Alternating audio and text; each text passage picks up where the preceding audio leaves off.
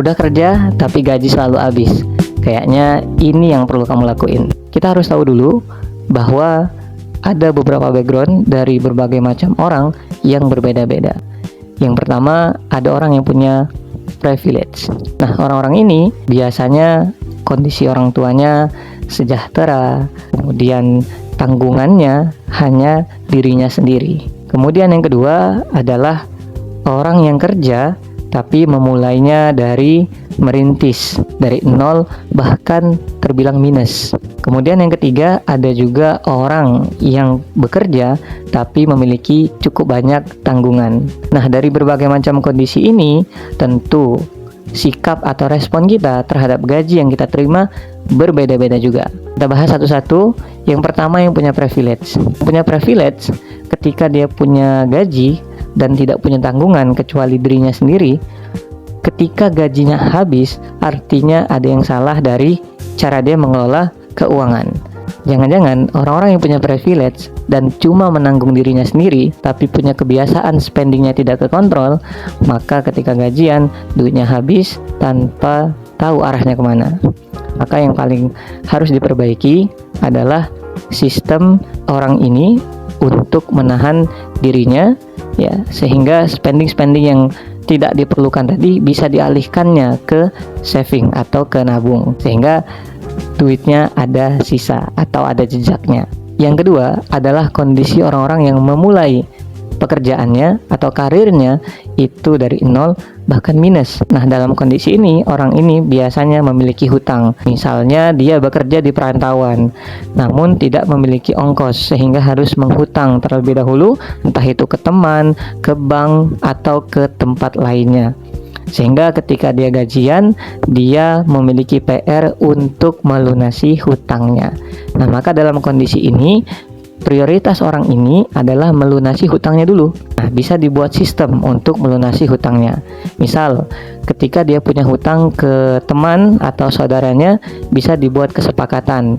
Misalnya dia punya hutang 2 juta, maka ingin dilunasinya 10 bulan, per bulannya dia harus membayar 200.000. Namun ketika itu kebesaran dari spendingnya untuk kebutuhan sehari-hari, maka bisa disepakati untuk angka yang lebih kecil namun dalam tenggat waktu yang lebih lama. Namun akan menjadi PR ketika dia menghutang ke bank atau ke instansi atau ke tempat-tempat yang memang tidak ada negosiasi, hanya angka pasti. Maka ketika dia berusaha untuk melunasi hutangnya namun tidak mencukupi atau mengganggu kebutuhannya, satu-satunya cara adalah menambah penghasilan atau menambah income.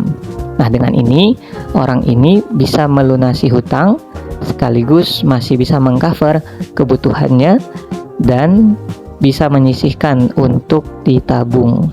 Ketiga adalah kondisi orang yang memiliki tanggungan 1, 2, 3 atau bahkan lebih. Nah, orang-orang ini tentu punya skala prioritas yang berbeda, atau biasa kita sebut di zaman-zaman ini adalah sandwich generation.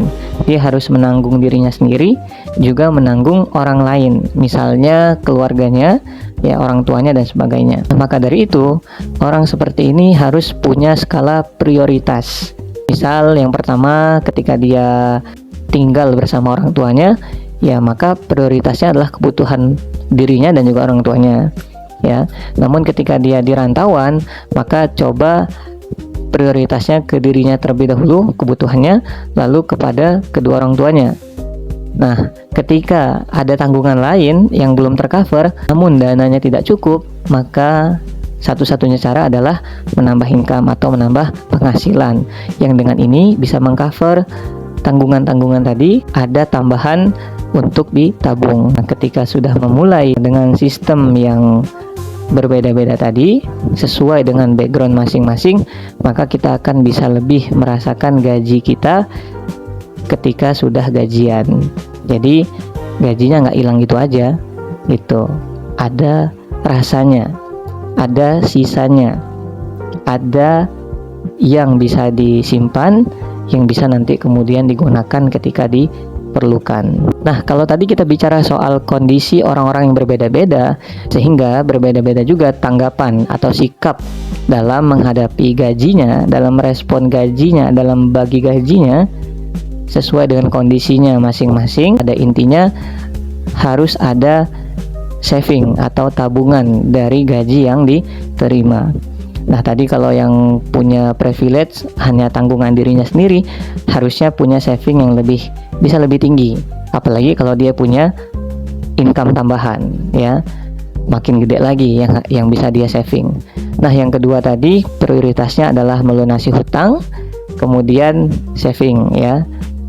Tentu kewajibannya sudah ditunaikan juga. Kemudian yang ketiga, yang punya tanggungan, prioritaskan dulu tanggungannya, kemudian income-nya ditambah, dan sisihkan juga untuk di saving. Jadi pertama yang harus dilakukan adalah menyimpan atau menabung gaji kita, gitu. Yang kedua, biasanya orang yang sudah kerja, kemudian dia punya gaji, dan ternyata gajinya habis begitu saja, bisa jadi penyebabnya adalah gaya hidup yang tidak terkontrol. Nah, bicara soal gaya hidup teman-teman, saya teringat dengan sosok orang-orang yang sudah financial freedom, sudah bagus kondisi finansialnya seperti Raditya Dika ataupun yang lainnya. Mereka selalu berpesan bahwa hiduplah di bawah kemampuan, gitu. Jadi ketika kita mampu dan kita punya uang sebulan itu katakanlah 5 juta, maka jangan hidup di atas 5 juta atau ngepas 5 juta. Hiduplah di bawah angka itu, sehingga kita tidak punya tekanan. Karena kalau misalnya hidup di pas angka itu, kita nggak punya space untuk menabung, kita nggak punya space untuk bangun dana darurat.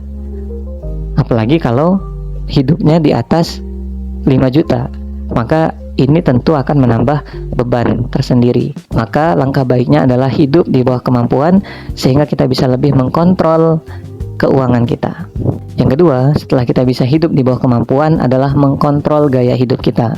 Nah, ada beberapa hal yang perlu kita lakukan dari mengkontrol gaya hidup ini, supaya kita bisa lebih menikmati gaji kita, tahu arahnya kemana.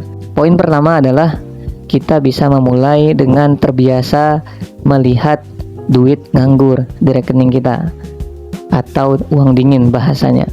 Katakanlah kita terbiasa melihat uang nganggur di rekening kita 1 juta atau 500.000, sehingga kita tidak gatel untuk menggunakannya, maka jalankan itu selama 1, 2, sampai 3 bulan.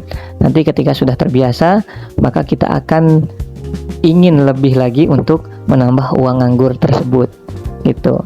Jangan kita ketika melihat uang nganggur ada 500.000 yang tersisa, ada 1 juta yang tersisa, bawaannya gatel pengen dipakai, pengen belanjain, gitu ya. Nah, itu jangan dulu. Nah, setelah nanti teman-teman terbiasa dengan melihat uang nganggur, langkah selanjutnya adalah mencatat pengeluaran. Nah, ini yang paling penting. Mencatat pengeluaran, tujuannya apa? Untuk tahu arah duit teman-teman itu kemana. Habis beli nasi uduk, dicatat nasi uduk 10.000 misalnya.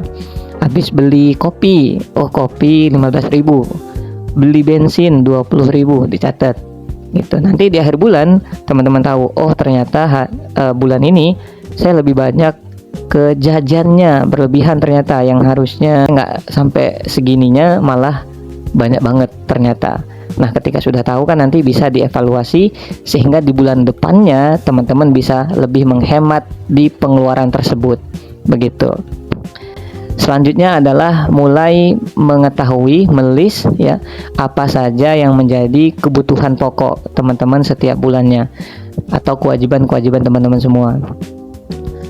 Kenapa ini penting? Karena dengan mengetahui kewajiban-kewajiban tadi, kita bisa mengukur apakah penghasilan kita dalam sebulan mencukupi apa yang kita perlukan. Nah, ketika sudah melis apa yang kita perlukan, maka kita akan bisa melihat mana sisi dari keperluan tersebut yang perlu dihemat, yang masih bisa dihemat.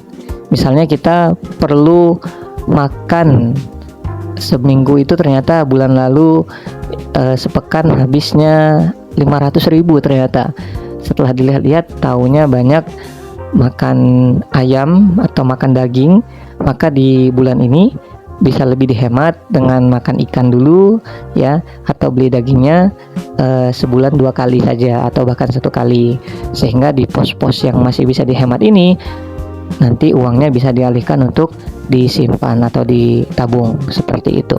Nah, tips yang terakhir adalah sisihkan, bukan sisakan.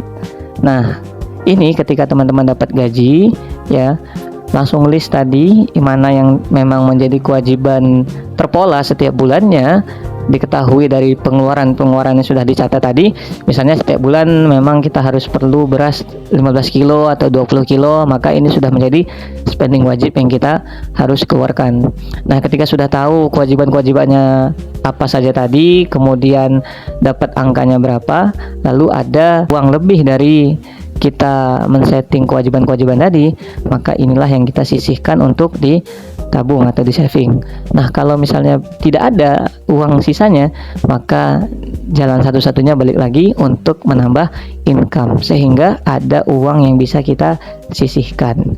Jangan menunggu sisa, karena ketika menunggu sisa, yakinlah teman-teman tidak akan tersisa, karena ketika sudah dipakai bawaannya tadi bisa-bisa habis, sehingga nggak kekontrol, maka kita akan sulit untuk merasakan gaji kita yang sudah kita perjuangkan di setiap bulannya. Nah, itu aja teman-teman sharing kita pada hari ini. Mudah-mudahan bisa menambah wawasan kita ya, kemudian juga berpengaruh dan berdampak kepada kehidupan kita, sehingga kita bisa lebih cerdas dalam mengatur keuangan kita, dan kita tidak lagi kebingungan kenapa setiap selesai gajian duit kita habis entah kemana. Nah, setelah ini silahkan teman-teman praktekkan ya apa yang sudah didapat dari video ini.